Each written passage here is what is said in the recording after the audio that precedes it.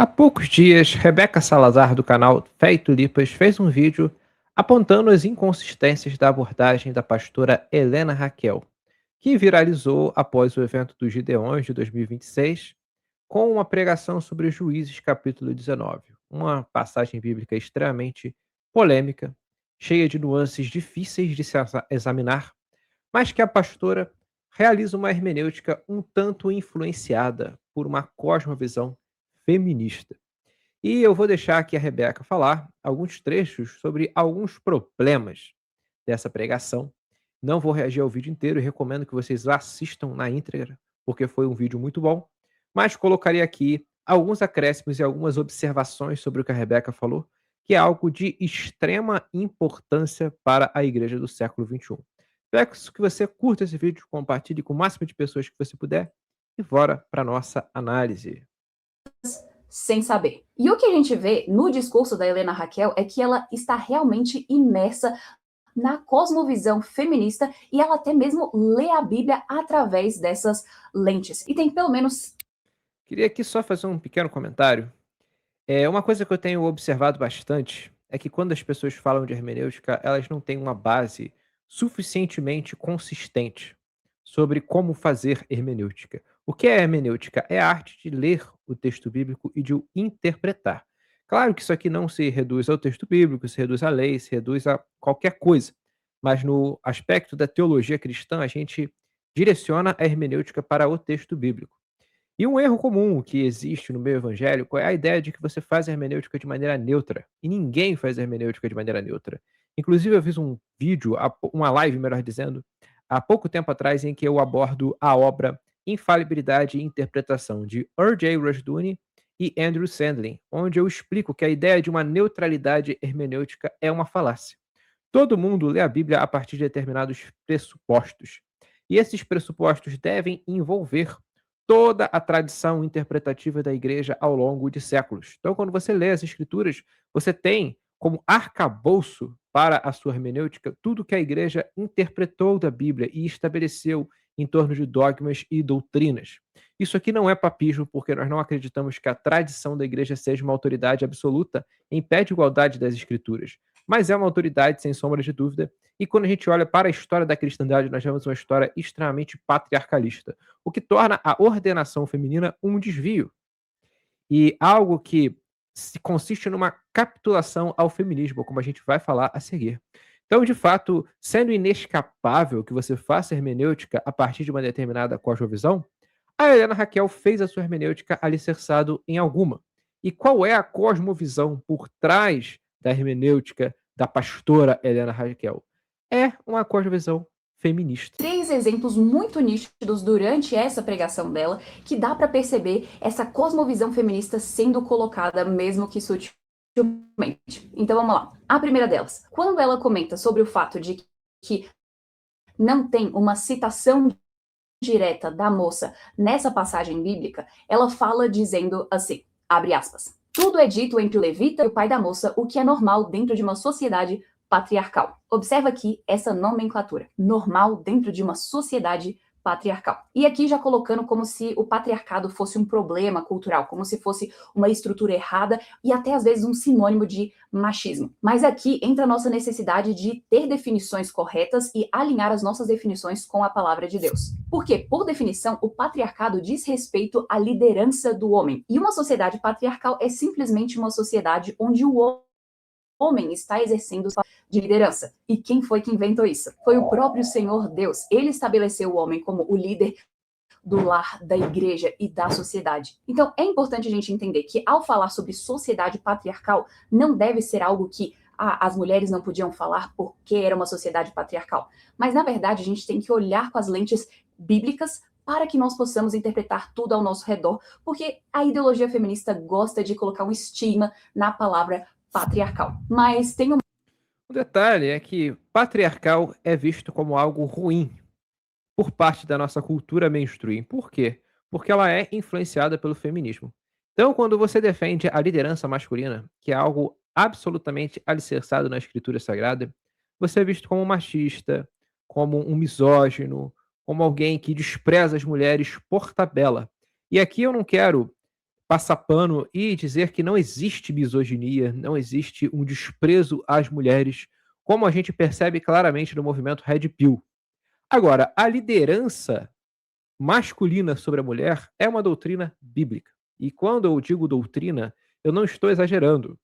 Antes de Eva, Adão foi criado e o governo foi dado ao homem. O homem é o cabeça da mulher, assim como Cristo é a cabeça da igreja. O apóstolo Paulo, quando faz essa associação, não remete ao mundo pós-queda, como defendem os defensores da ordenação feminina, mas ele remete à ordem criacional. A ordem criacional é aquela segundo a qual o homem é o cabeça e a mulher é uma auxiliadora, uma ajudadora, que lhe é idônea. Isso não é menosprezar o papel das mulheres, mas é colocá-las dentro do seu devido papel, dentro das suas próprias características criacionais.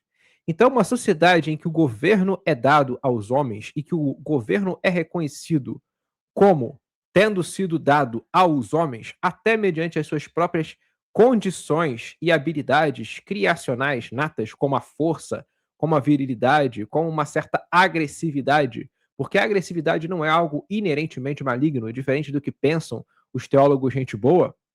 Nós vemos, assim, uma sociedade que protege as mulheres, porque o que as mulheres devem ser? Elas devem ser doces, devem ser carinhosas, elas devem ser gentis, gentis de uma forma que o homem não deve ser gentil. Não é que a gentileza não se manifeste no homem, mas a maneira como a gentileza se manifesta no homem é diferente da mulher.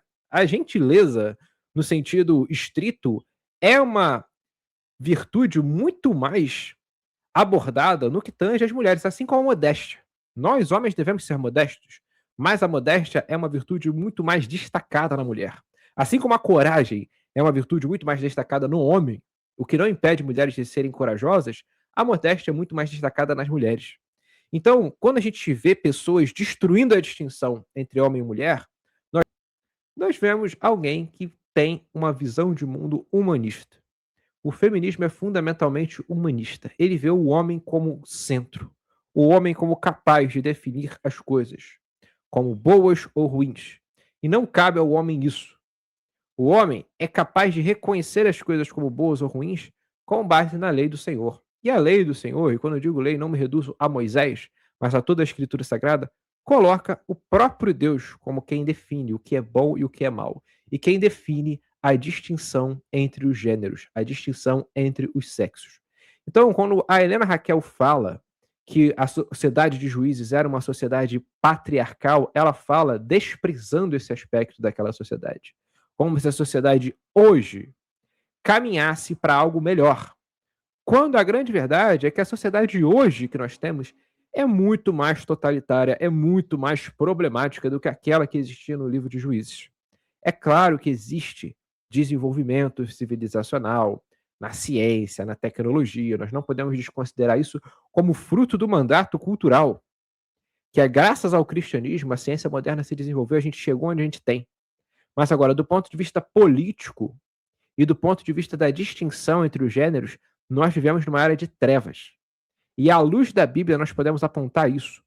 A sociedade nos livros dos Juízes aponta no capítulo 19 um problema sério. O problema da violação da mulher daquele levita, que representou algo trágico, algo que exigiu um verdadeiro juízo divino sobre a tribo de Benjamim, que foi quase extinta, diga-se de passagem. Mas agora, atribuir o que aconteceu com a mulher do levita a uma sociedade patriarcal é um desvio. É um comprometimento hermenêutico com a ideologia feminista.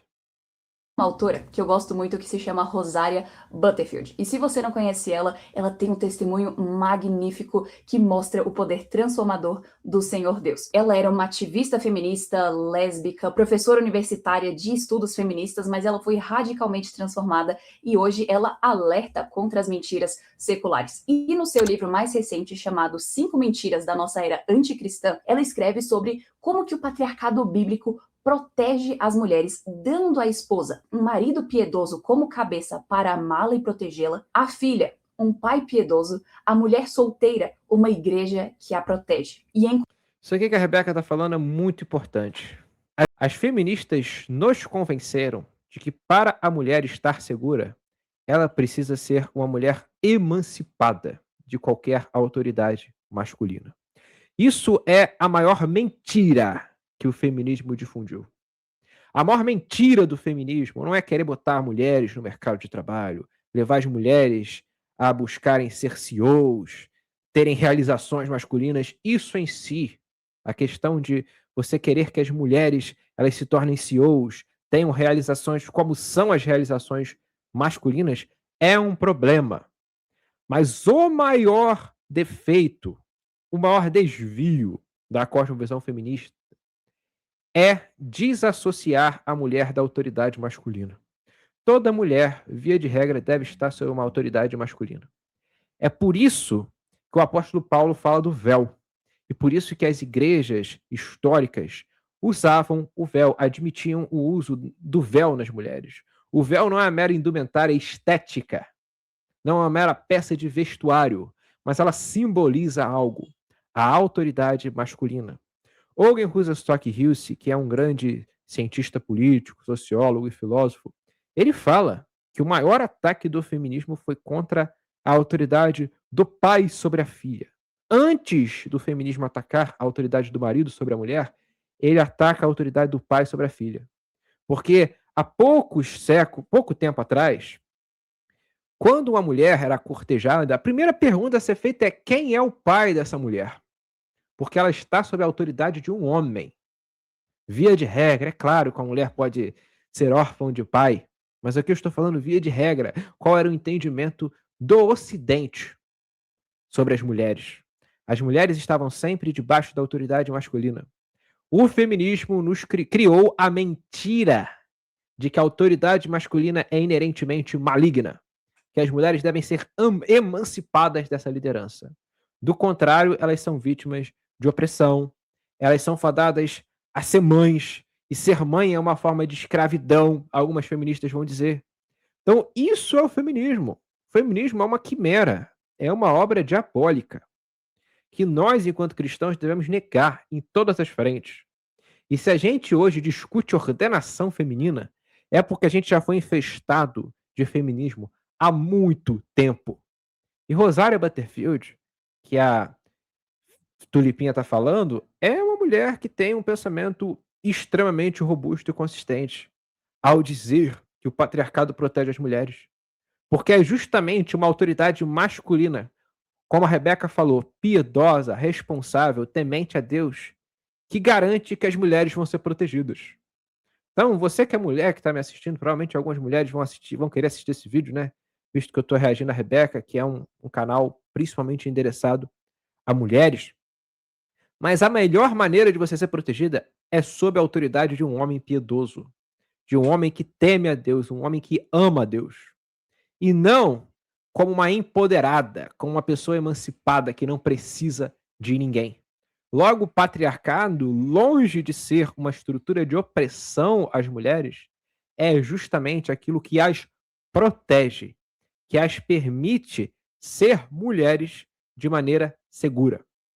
Contraste, o mundo cria muitas cabeças e algumas delas tirânicas. E a Rosária ainda segue para mostrar que o patriarcado é a estrutura na qual o abuso é combatido. E já já a gente vai ver mais sobre isso. Mas seguindo para o segundo exemplo. A Helena também, em outro momento, ela diz assim, e eu cito: passamos a vida pregando sobre submissão feminina sem pregar o heroísmo masculino. E essa frase realmente ela soa nobre por um lado. Quem não quer um heroísmo masculino? Mas olha só o jogo de retórica que está acontecendo aqui, porque coloca como se a igreja brasileira estivesse pregando em excesso sobre submissão e nada sobre o papel do homem, como se tivesse uma fragilidade da igreja em pregar demais sobre Efésios 5, Tito 2, 1 Pedro 3, e isso simplesmente não é verdade. E aliás, inclusive eu falei isso num dos meus vídeos, há pouquíssimo tempo. Eu falei que o ensino da submissão feminina está em falta nas igrejas. Eu não nasci na igreja presbiteriana. Eu me converti no meio pentecostal. Eu já participei de várias igrejas, já congreguei em várias igrejas. E eu nunca vi a submissão feminina ser explicada e ensinada de maneira tão ostensiva quanto a dita pastora diz acontecer.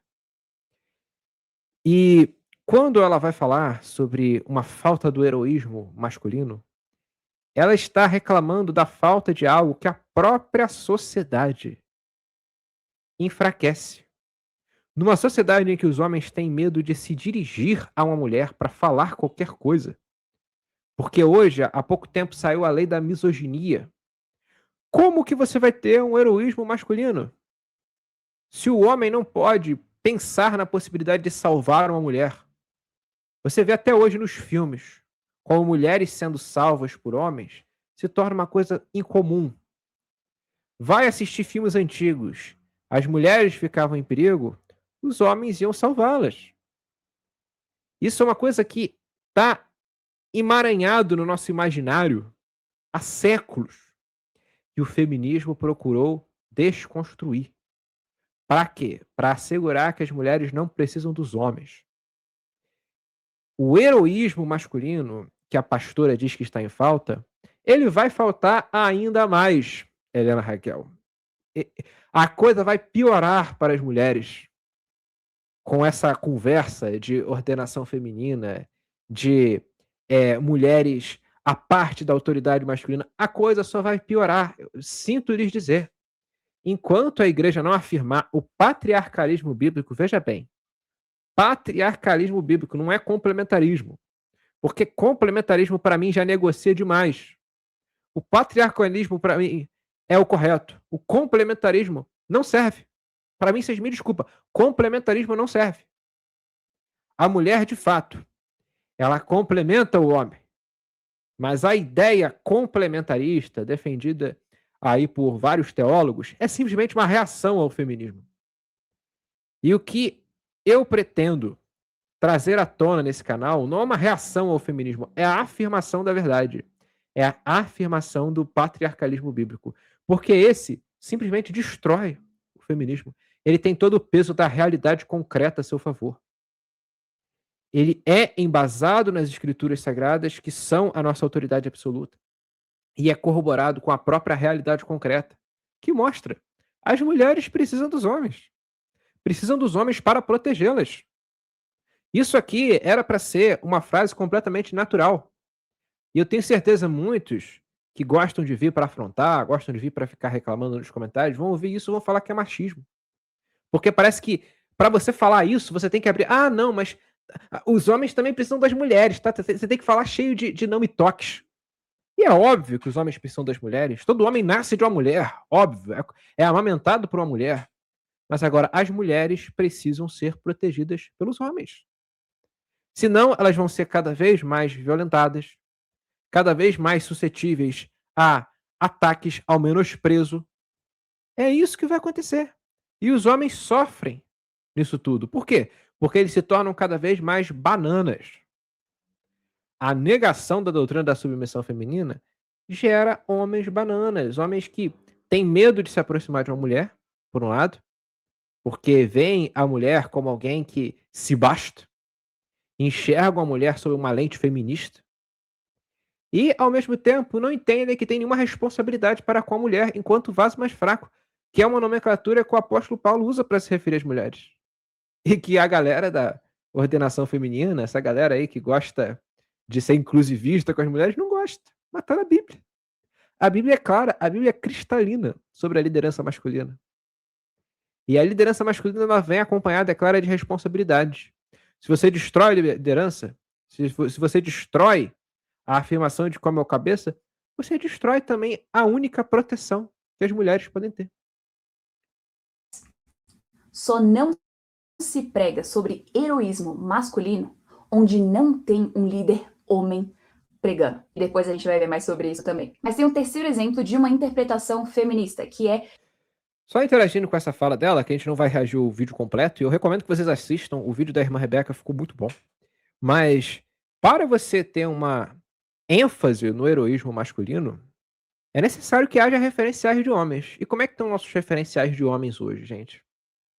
Eu pergunto para vocês veem muitos pastores na igreja pregando com virilidade contra o pecado, pregando contra a esquerda, pregando contra a enormidade de desvios que existem no nosso tempo? Infelizmente, eu não posso dizer que eu vejo isso. Parte do Brasil, nas igrejas onde eu passo, e já passei, o que eu vejo não é referenciais de pastores, infelizmente. E aqui, não pensem que isso aqui é um ataque gratuito, tá? Não é um ataque gratuito. Eu entendo como uma autocrítica, porque eu tô dentro disso. Eu me refiro à igreja brasileira como um todo. A igreja brasileira tem pastores que são frouxos, pastores que são moles. Como eu falei no meu livro de política, que vai sair em breve, quando aconteceu aquele evento de 2020, que todo mundo começou a usar máscara, tal, que eu não vou falar o nome, porque sempre que eu falo cai meu alcance. Quantos pastores peitaram o Estado? Quantos pastores foram fiéis a Cristo e não a César? Tá aí um exemplo. Tá aí um exemplo de como que nossos pastores, eles são moles, na maior parte das vezes. Que eu não estou falando de absolutamente todos os pastores do Brasil. Longe de mim fazer esse juízo. Mas quando você olha para a maioria dos pastores, eles não têm coragem de falar a verdade. E isso que eu falei sobre o que aconteceu em 2020 é um exemplo. Tem muita coisa ruim acontecendo na nossa sociedade. Muita coisa que precisa ser condenada. Mas ao invés da gente condenar, sabe o que a gente faz? A gente passa a mão na cabeça. A gente adapta. Como a questão do desejo homossexual, que eu tive aquela querela com o Iago Martins. E o Iago Martins defendendo que o desejo homossexual em si não é pecado. Essa visão está errada. É uma capitulação também ao humanismo. A ideia de que o desejo pecaminoso em si é pecado está alicerçada na reforma protestante. Isso é muito grave, gente. Hoje a gente não tem dimensão do que é pecado. Pecado hoje é simplesmente aquilo que converge com a narrativa da esquerda. Olha para o que os teólogos gente boa chamam de pecado. A maioria é coisa que o humanismo também vê como errado. E tem coisas que o humanismo vê como errado que são pecado mesmo. Mas eles são seletivos. Eles vão dizer que violência contra a mulher é pecado, e é pecado. Mulheres que são vítimas de violência têm que denunciar. Quando eu fiz o meu vídeo comparando os defensores da Helena Raquel com Pelágio, eu falei que o próprio Pelágio, no tempo dele, estava certo no aspecto moral, mas estava fundamentalmente errado no aspecto teológico. Em várias questões, isso se aplica aos teólogos gente boa. Eles vão condenar coisas que precisam ser condenadas, mas a partir de uma falsa teologia. Isso é uma coisa, assim, absolutamente assustadora. A igreja precisa de referenciais de masculinidade bíblica. E é importante que você, que é pastor, que está me ouvindo, busque isso. Você precisa ser homem, você precisa ser forte. Você precisa falar a verdade. Você precisa ensinar os jovens da sua igreja, ensinar os homens da sua igreja no geral, a serem homens, a admitirem a própria autoridade.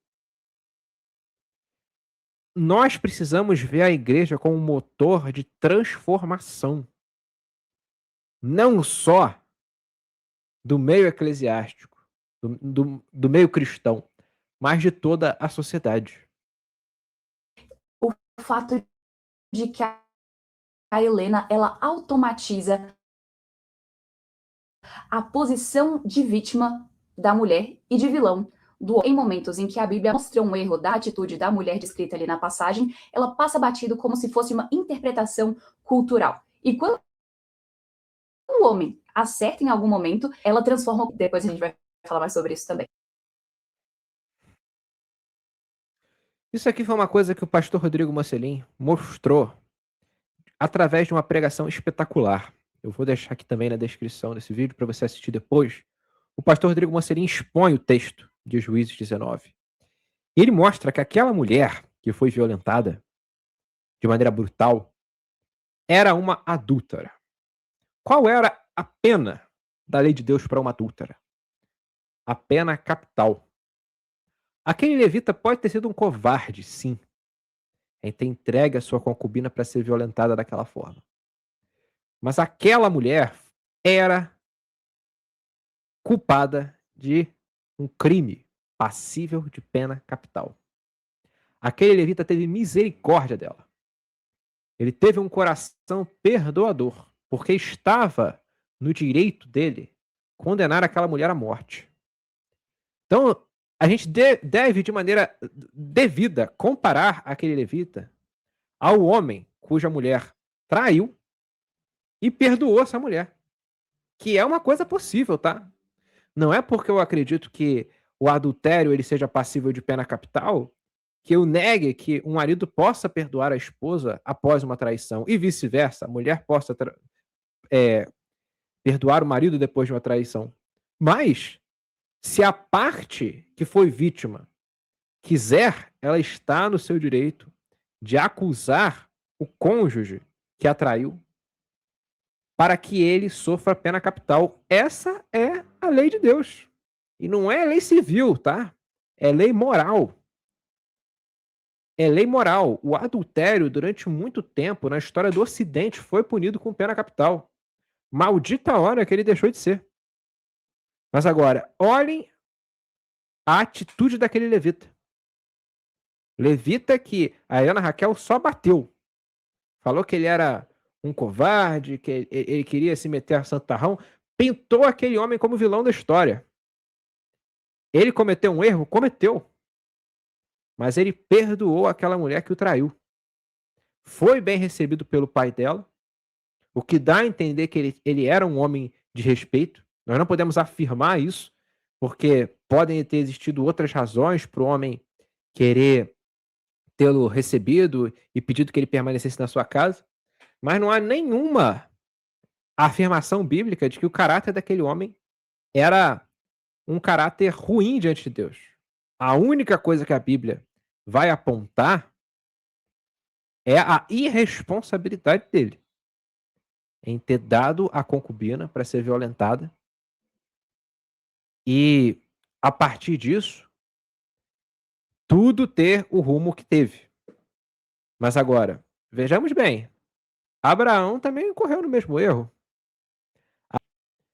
Abraão disse ser irmão de Sara, para que os egípcios, caso se interessassem por ela, não o matassem.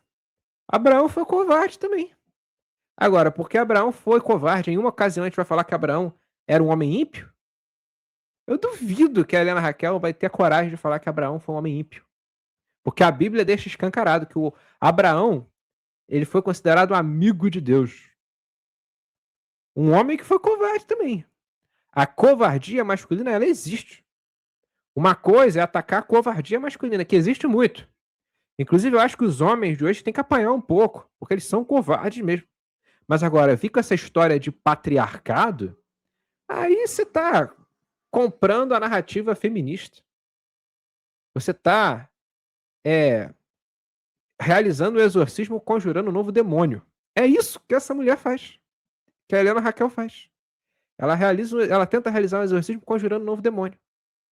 Vai falar que não existe violência contra a mulher, isso está errado, os homens eles estão errados, o sofrimento do homem não se compara ao sofrimento da mulher. Vai lá ouvir a pregação do Rodrigo Mocelin. Você vai ter uma aula sobre aquele texto, apontando todas as falhas da exegese dessa mulher, que o senhor Victor Fontana diz que é excelente.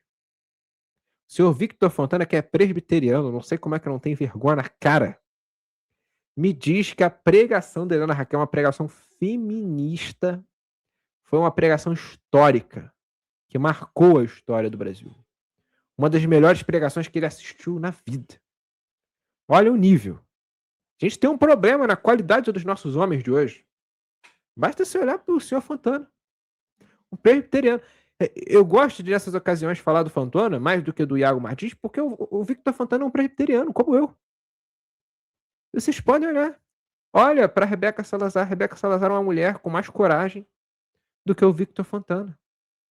Uma mulher falando verdades, enquanto homens se calam, enquanto homens são covardes. Quando eu olho para Rebeca Salazar, eu vejo a Débora, do texto bíblico. Uma mulher que teve coragem quando os homens eram os covardes.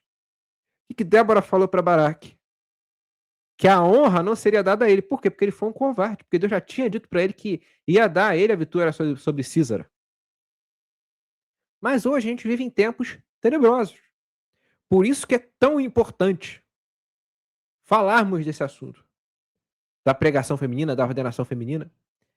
E eu já falei sobre isso. Tem uma série de vídeos sobre o livro da Vic Valensky que eu li integralmente. Eu sou a única pessoa que eu conheço que li aquele livro integralmente.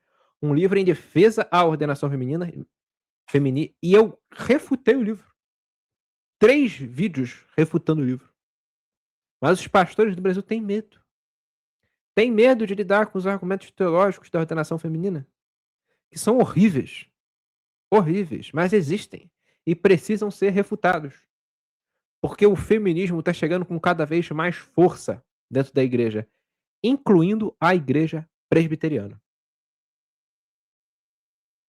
E além desses exemplos de uma interpretação feminista, houveram momentos de uma interpretação progressista e absolutamente secular. E esse daqui é um ponto em que todos os cristãos precisam estar bem alertas. Um dos comentários mais preocupantes que ela faz durante esse momento, ela diz assim, abre aspas, sodomita não é um sinônimo para homossexualidade. Não, sodomita é também, nesse contexto, especialmente comportamento abusivo contra pessoas. Isso daqui é muito sério e muito sutil, porque a gente precisa entender de onde que vem essa interpretação. Essa interpretação não vem da história da igreja, não vem dos pais da igreja, não vem dos reformadores. Na verdade, isso daqui é derivado diretamente da teologia liberal do século XX, que é aquela que dizia que a Bíblia não é a palavra de Deus, que não acreditava nos milagres de Jesus, que não tratava a Bíblia como inerrante. E além de estar conectado com a teologia liberal, também vem conectado com movimentos pró-LGBT dentro da igreja. E em outro vídeo... Olha, isso aqui que a Rebeca está falando é muito importante.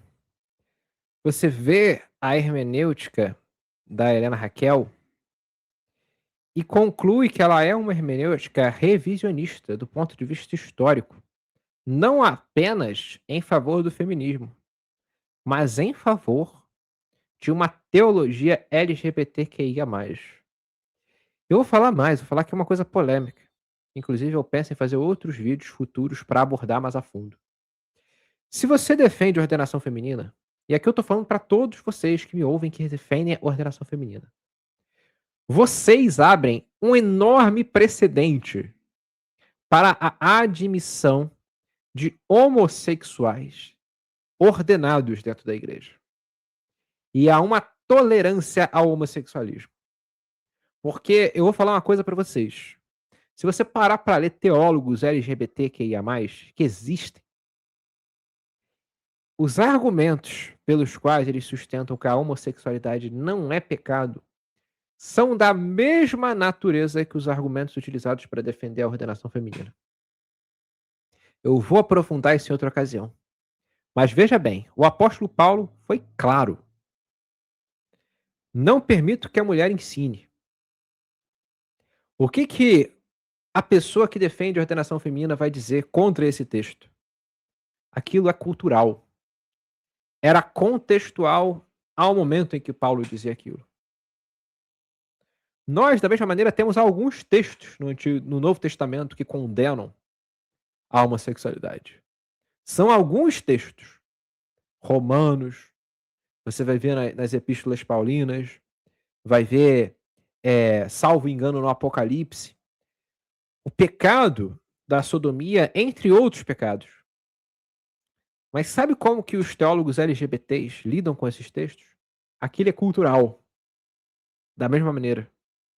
Se você limita um versículo da Bíblia a é cultural, por que não contextualizar todo o resto? A cultura da época na qual aquelas palavras foram escritas. Então, o feminismo e o movimento LGBT, eles têm muito em comum. Diga-se de passagem, se você for atrás, o movimento LGBT só existe por conta do feminismo. As duas coisas andam juntas. E se andam juntas na cultura, elas andam dentro da igreja também. Então, a ordenação feminina, ela é um mal que abre uma porteira para verdadeiras heresias. que estão cada vez mais próximas de entrar na igreja. Já existem, nós já temos o famigerado lado A, que é o lado que vai dizer que você pode ser homossexual e cristão e tá tudo certo. São poucos, mas existem. Agora, o lado B, como a Rebeca falou em outro vídeo, ele tá aí para quê? Para ir nos levando cada vez mais para perto do lado A. Começa a coordenação feminina. Vai acabar a coordenação de homossexuais. Vai acabar com a tolerância ao pecado homossexual. Não tenho dúvida disso. Eu vou avançar agora um pouco no vídeo e pegarei o trecho em que a Rebeca interage ao conselho da pastora para que mulheres parem de orar pelos seus maridos violentos e abusadores e comecem a orar por si próprios. E os jebuseus continuaram na terra. E tudo isso que a gente viu até agora mostra uma grande falha de interpretação bíblica que culmina no trecho que mais viralizou e que ao mesmo tempo deveria ser o mais assustador para qualquer cristão que ama e conhece a palavra de Deus. E ela diz assim, abre aspas, para de orar por ele hoje e comece a orar por você. Qualquer pessoa que cogita mandar alguém parar de orar por outra pessoa deveria tremer muito antes de fazer uma afirmação dessas. Porque isso daqui é completamente oposto daquilo que o Senhor Jesus nos manda fazer. E vamos pegar, por exemplo, 1 Pedro 3, do versículo 1 e 2, diz assim, mulheres, sede vós igualmente submissas a vosso próprio marido, para que, se ele ainda não obedece à palavra, seja ganho, sem palavra nenhuma, por meio do procedimento de sua esposa, ao observar o vosso honesto comportamento cheio de temor. E logo mais a gente vai ver, isso não tem nada a ver com deixar de denunciar um crime, a gente vai entrar sobre isso, mas é claro que uma mulher cristã é ordenada por Deus a ter um comportamento santo e piedoso, e obviamente isso inclui orar pelo seu marido, ainda que ele não seja crente. E mais, o Senhor Jesus, em Mateus 5, no versículo 43 e 44, disse, ouvistes o que foi dito, amarás o teu próximo e odiarás o teu inimigo. Eu, porém, vos digo, amai os vossos inimigos e orai pelos que vos perseguem. A Bíblia nos... Para você ver, né? Muita gente usa esse versículo contra mim quando eu defendo os salmos imprecatórios, né? E os salmos imprecatórios estão na Bíblia. É uma coisa engraçada, né? Mas quando a Helena Raquel sugere que mulheres parem de orar pelos seus maridos, parece que os teólogos, gente boa, eles esquecem esse versículo, né? A gente tem que orar pelos nossos inimigos. E orar pelos nossos inimigos envolve que inimigos? Os inimigos pessoais. As mulheres devem orar pelos seus maridos. Por mais que eles apresentem comportamentos que não sejam conformes à palavra de Deus, para que com o tempo eles sejam transformados. A ideia de você falar para alguém deixar de orar por outra pessoa é algo antibíblico, puramente. Olha, gente, eu não sei como que o Victor Fontana realmente ele me escuta essa pregação da Helena Raquel e diz que é uma pregação histórica, maravilhosa, com hermenêutica. E é uma coisa assim, que, de verdade, eu procuro pensar o melhor das pessoas, né? E pensar que é uma ingenuidade, que é uma dificuldade de compreensão de quais as implicações disso. Mas é muito sério você chegar a ponto de falar para mulheres em um canal que alcançou milhões de visualizações que elas devem parar de orar por seus maridos. Bem problemático isso. manda orar pelo próprio inimigo, mas a Helena aqui mandou parar de orar pelo marido. Agora, entenda o que eu tô dizendo.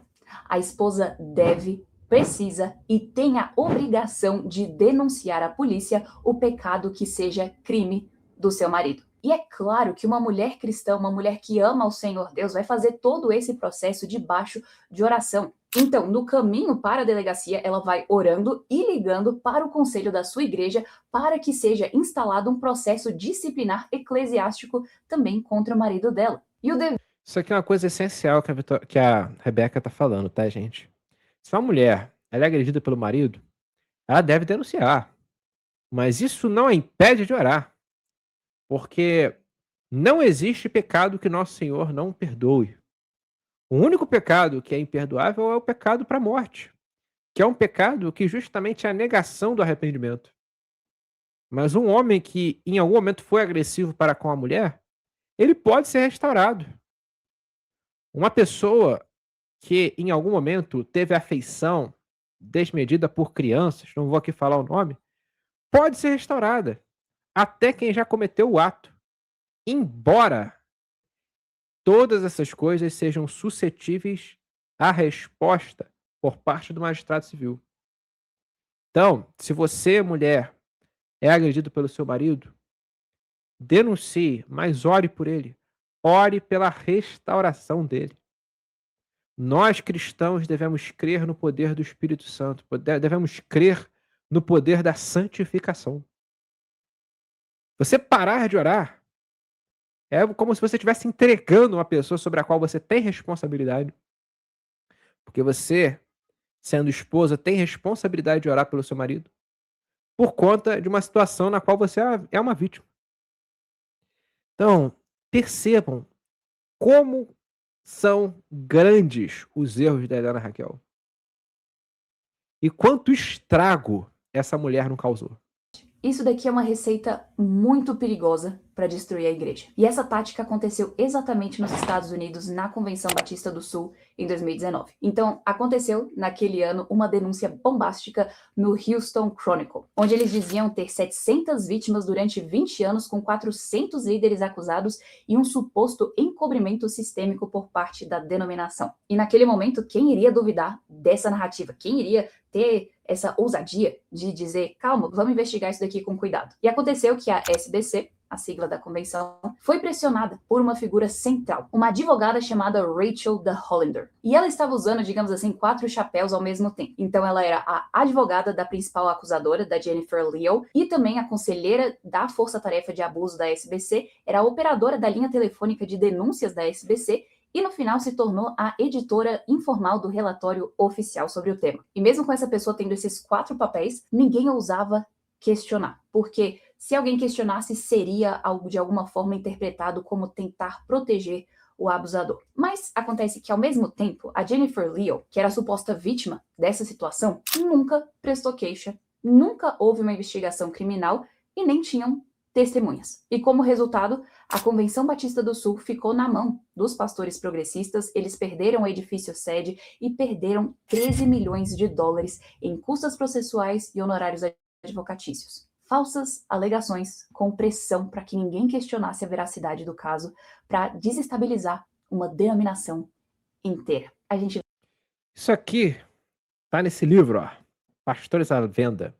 Eu recomendo que vocês leiam uma vez mais.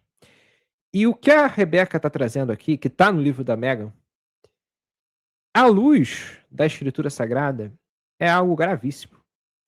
Se tem uma coisa que a lei humanista do século XXI simplesmente ignora, mas que a lei bíblica dá uma importância central como um crime terrível, sabe o que é? É uma coisa que a gente não costuma falar muito, chamada falsa acusação. É por isso que eu sou tão cauteloso quando eu falo sobre esses dados, sobre essas pautas, tipo agressão à mulher. Agressão à mulher tem que ser denunciado, sim. Mas vocês não vão me ver jogando pessoas que foram acusadas na fogueira. A falsa acusação tem penalidades gravíssimas a partir da lei bíblica. Mas a lei humanista, ela não está nem aí. Você pode acusar qualquer pessoa de qualquer coisa. Que, ok, se você fez uma falsa acusação, você está no teu direito. E eu já falei em outras ocasiões sobre como essa ideia de direitos é doentia. Nós não temos direito nenhum, nós temos deveres. E se você fez uma falsa acusação contra o seu próximo, a condenação que você estava buscando sobre o seu próximo é sua. Porque você é um mentiroso. Deus odeia a mentira. E a sua lei, como expressão da sua vontade, odeia a mentira. O que aconteceu com as falsas acusações feitas a vários pastores por aí? Não deu em nada. Os pastores saíram ilesos porque não tinham cometido crime. E os acusadores estão aí, firme e forte. Algumas pessoas acham que o meu problema com os teólogos gente boa é só teológico. Mas não é só teológico, é teológico e moral. Porque eles são campeões em falsas acusações. Contra Douglas Wilson, contra John MacArthur, contra tudo que é conservador.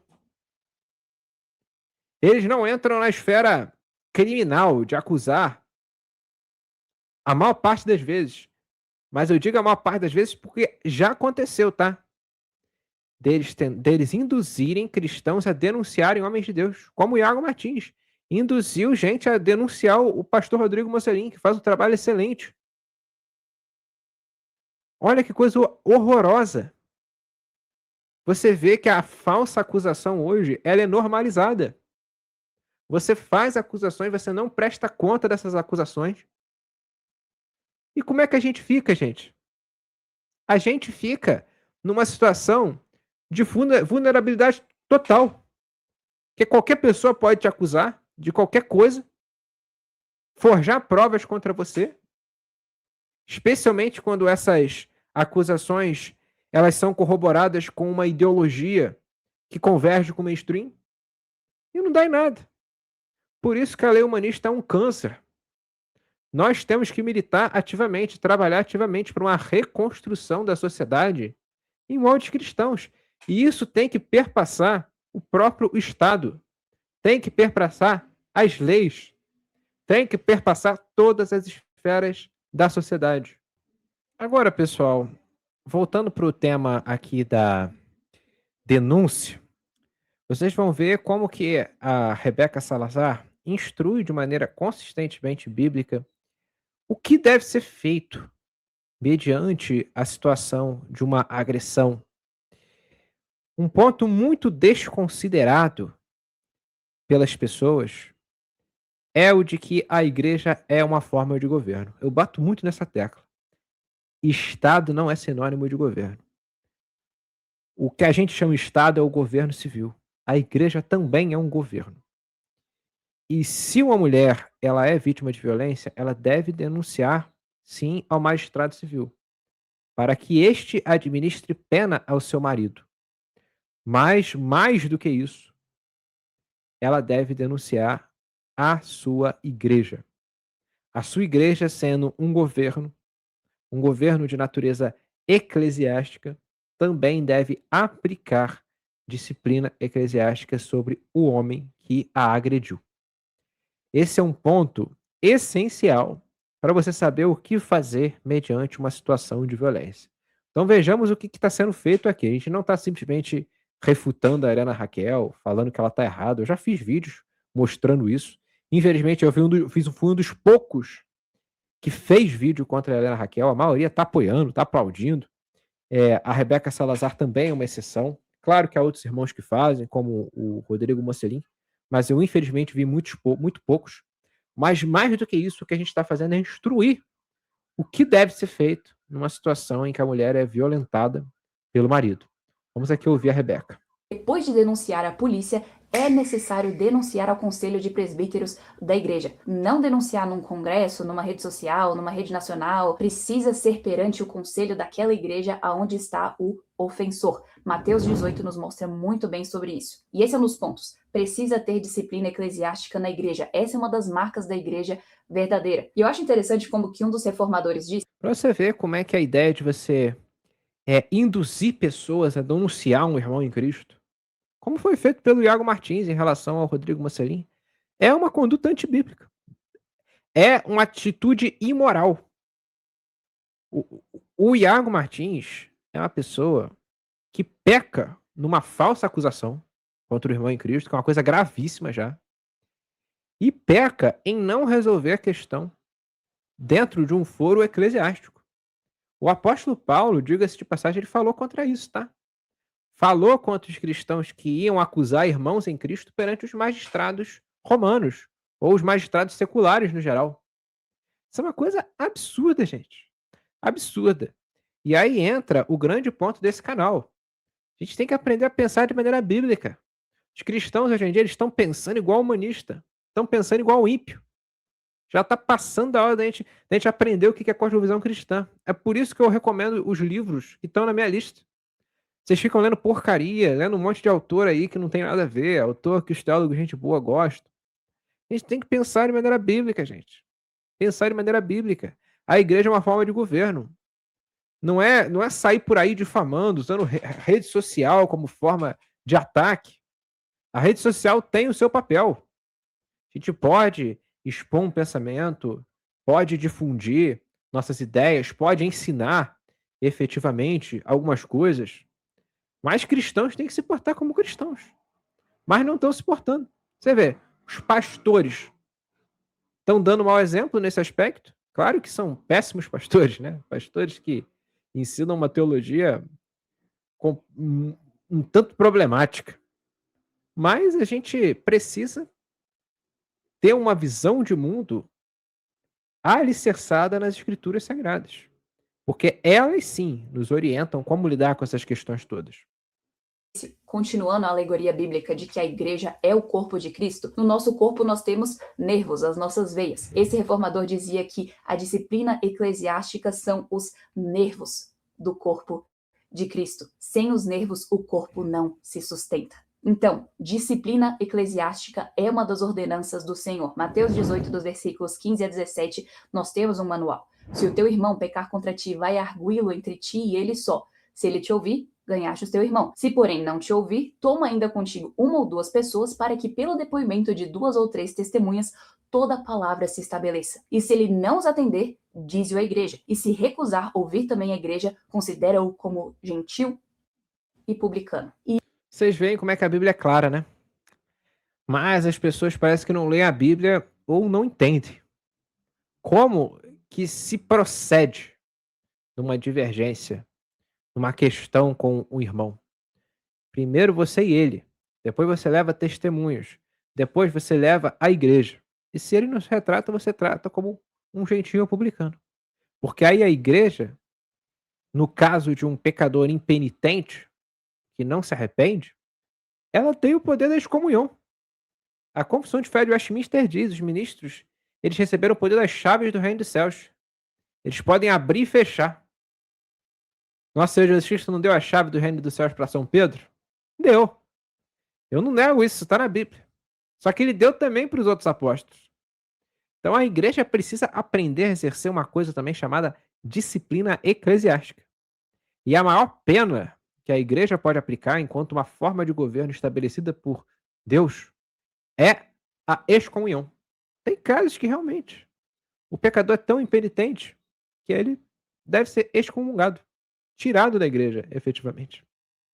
Isso daqui é a sabedoria de Deus. Essa é a sabedoria que protege as duas pontas. Protege a vítima real e também protege inocentes de acusações falsas.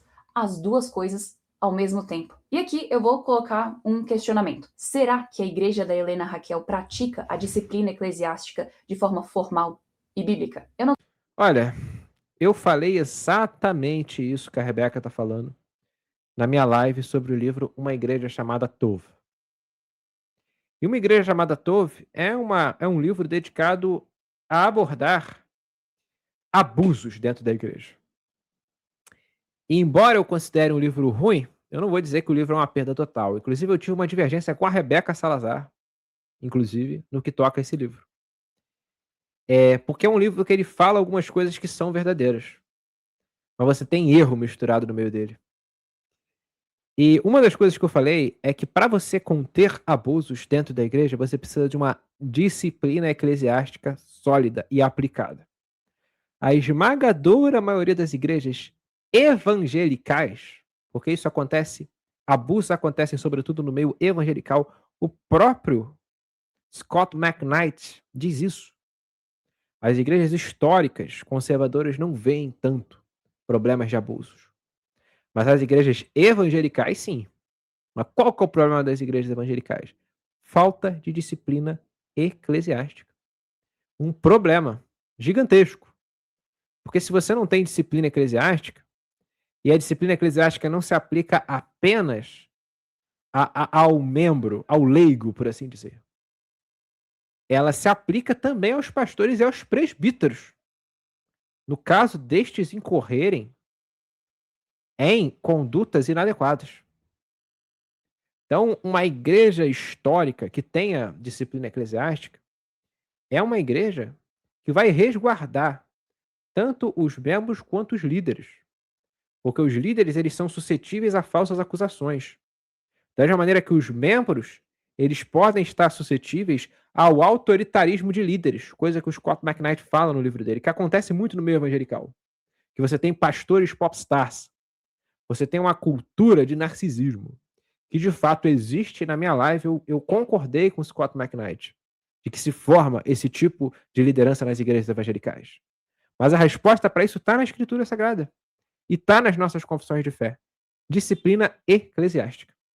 Não tenho como saber com certeza, mas eu digo o seguinte: toda igreja onde se pratica a disciplina eclesiástica formal, séria e à luz da Bíblia, a mulher não está pregando para homens no púlpito. Porque a primeira marca de uma igreja saudável e verdadeira é a pregação expositiva fiel da palavra de Deus. E isso significa ter uma liderança masculina no ensino. E nisso a gente chega num ponto que amarra tudo que a gente tem falado até aqui, que é um dos pontos que traz a raiz de quase todos os problemas, e que é o coração de todo esse feminismo que a gente viu até aqui. Tudo isso que a gente conversou sobre essa lente feminista, sobre essa redefinição do conceito de sodomia, sobre a confusão sobre os jebuseus, o conselho antibíblico de parar de orar, sobre saber empírico no lugar de evidências, a ausência de disciplina eclesiástica, tudo isso tem uma raiz comum, que é ela está no lugar errado. A mulher precisa se alegrar com o papel que Deus deu, e esse papel não é de pastora.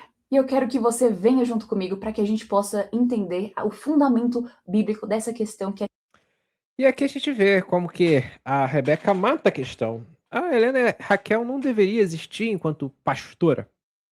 Ela deveria existir enquanto mãe, enquanto a pessoa que ensina mulheres da sua igreja. Uma mulher que pode ensinar em determinados contextos, mas não no culto solene. Não enquanto uma autoridade.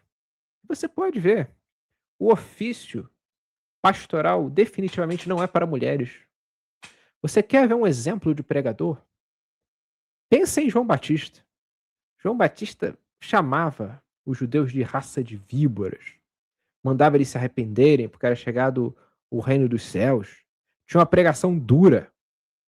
Você consegue imaginar uma mulher que foi feita para ser um ser meigo, um ser afável, falando daquela forma? Não. Não à toa, basta olhe bem para a Helena Raquel.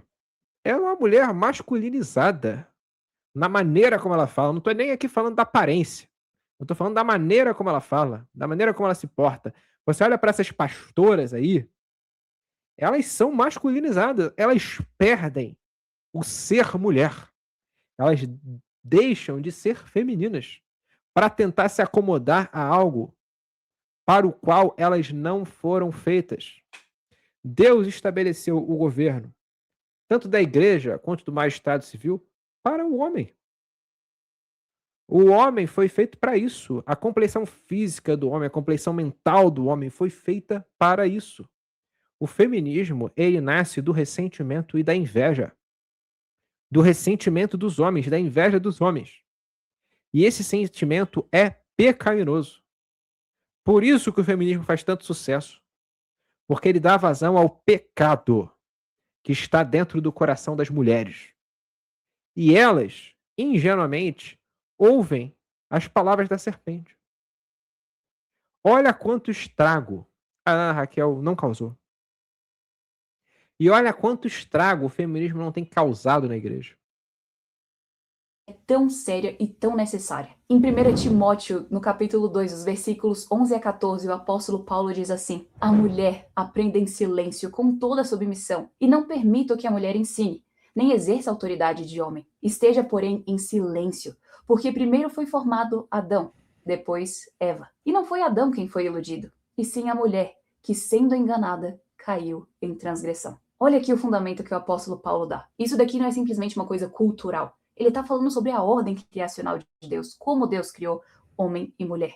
E depois, 1 Coríntios 14, no versículo 34 e 35. Conservem-se as mulheres caladas na igreja, porque não lhes é permitido falar. Antes, sejam submissas, como também a lei o determina. Se, porém, quiserem aprender alguma coisa, interroguem em casa, o próprio marido, porque é vergonhoso falar a mulher na igreja. E depois, quando Paulo vai falar sobre as qualificações do ofício pastoral em 1 Timóteo 3, no versículo 2, ele lista no primeiro critério dizendo: é necessário, portanto, que o bispo seja irrepreensível, esposo de uma só mulher. E a mesma coisa em Tito 1:6, marido de uma só mulher. Olha só o quanto a Bíblia fala sobre esse assunto. Não é uma passagem isolada que fala sobre uma interpretação somente para aquela região, para aquele público-alvo. São várias passagens, são várias cartas. O fundamento aqui está na ordem criacional, com a qualificação masculina explícita. E tem um lado sobre isso que a gente consegue observar e ver muito claramente. Tem um pastor que eu gosto de ouvir que ele disse com muita sabedoria que onde tem pastora, tem homem frouxo. Isso aqui, Isso é tão real. isso aqui é o que eu acredito que fecha a questão, né? Por que que tem tanta pastora por aí? Covardia, frouxidão. Onde tem pastora, há homem frouxo. Hoje nós vivemos numa igreja que está infestada de homens frouxos. Com isso, gente, eu vou encerrar esse react. Glória a Deus pela vida da irmã Rebeca. Que ela continue seu trabalho. Vou deixar o vídeo aqui na descrição para você assisti-lo na íntegra. E é o que a gente vem falando sempre. Tá na hora de nós acordarmos enquanto igreja, pararmos de ser frouxos, pararmos de ser moles, abandonarmos definitivamente a teologia gente boa, porque isso só nos faz mal. Eu gostaria de fazer um convite para você que ficou até aqui, que entre na comunidade Filhos de Sacar. Lá você vai estudar Cornélio Vantil, pós-milenismo, reconstrucionismo, que é uma abordagem precisamente voltada para a reconstrução da nossa civilização a partir de bases consistentemente cristãs e muitos outros assuntos, a partir de encontros mensais que você tem com a minha pessoa, onde você pode tirar dúvidas, pedir instruções, recomendações de livros. Basta você se inscrever em um dos dois pacotes, ou o pacote mensal ou o pacote anual, ambos estão aqui abaixo. É isso, meus amados irmãos. Curta esse vídeo, compartilhe com o máximo de pessoas que você puder, e você que chegou até aqui, escreva essa frase: onde há pastora, aí há um homem frouxo. Vamos escrever para movimentar aí os nossos comentários. Um forte abraço a todos e até a próxima.